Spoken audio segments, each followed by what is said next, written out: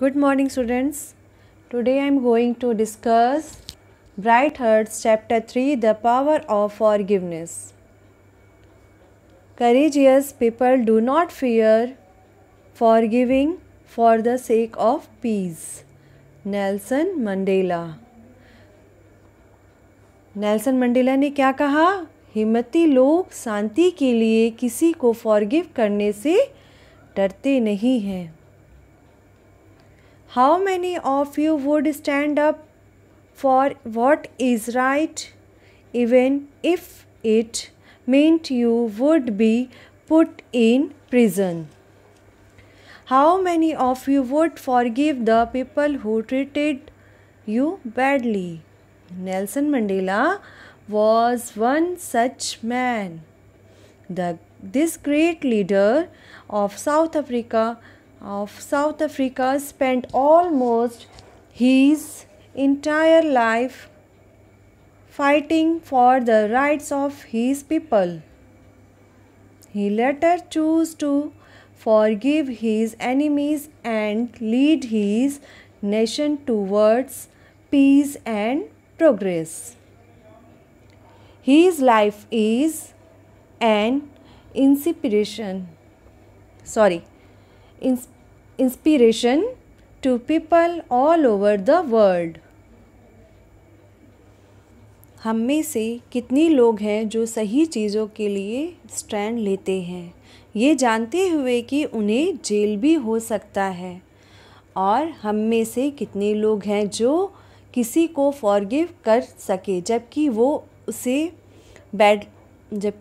Badly treat किए हों। Nelson Mandela ही वो ग्रेट लीडर हैं।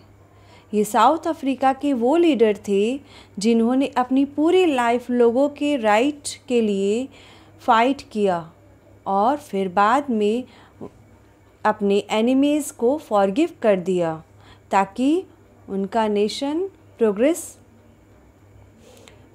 कर सके। वो पूरे वर्ल्ड के लिए एक इंस्पिरेशन है। Born Roli Lala Mandela in 1980, Mandela was given the name Nelson by a teacher in his school. He grew up in a country that was ruled by a small but powerful population of white people.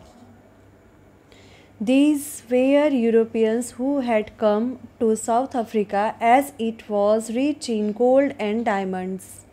They had settled here over the years. Though the black were the larger group, they were treated as inferior to the whites.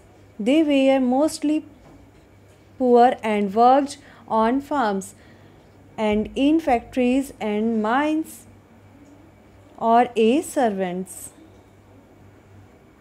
उनका जन्म 1918 में हुआ और उस वक्त उनका नाम रोली लाला Mandela था, पर बाद में उनके स्कूल टीचर ने उनका नाम नेल्सन रख दिया।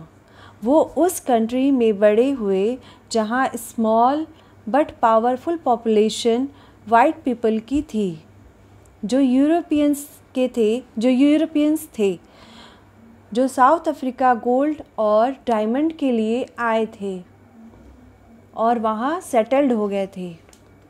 वहाँ ब्लैक पीपल लार्ज ग्रुप में थे, पर उन्हें वाइट पीपल के आगे नीचा माना जाता था क्योंकि वो बहुत गरीब थे।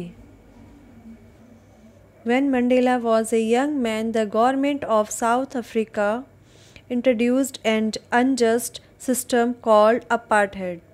Under this system, white and black people lived separate lives.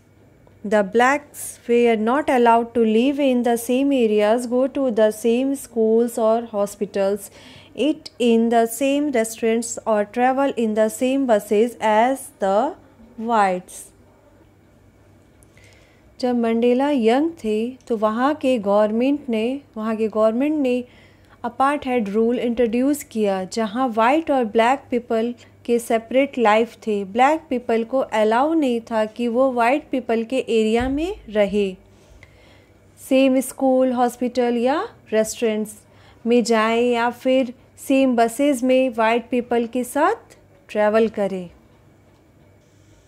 Mandela joined the African National Congress, an organization that was fighting for the equality of people.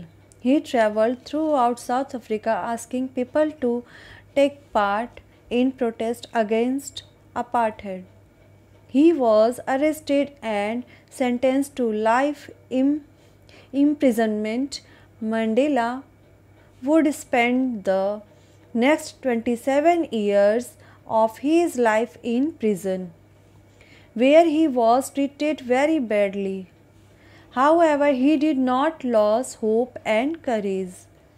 Even from his prison, he continued to send secret messages asking people to end apartheid. Mandela ने फिर African national Congress organisation को join किया जो people के equality के लिए fight करते थे। वो अफ्रीका में घूमकर वहाँ के पीपल को अपार्टहाइड के अगेंस्ट में प्रोटेस्ट को ज्वाइन करने के लिए बोलते थे। इन्हीं कारणों से उन्हें अरेस्ट किया गया और उम्र कैद की सज़ा हुई। मंडेला ने फिर अपने लाइफ के नेक्स्ट 27 ईयर्स प्रिजन में बिताए जहां उनके साथ बहुत बुरा बर्ताव होता था। फिर भी उन्होंने अपना होप नहीं छोड़ा और प्रिजन से लोगों को सीक्रेट मैसेज भेजते थे ताकि वो अपार्टहाइड रूल को ख़त्म कर सके। Okay students, that's all for today and the remaining topic I will discuss with you in my next video. Okay, bye.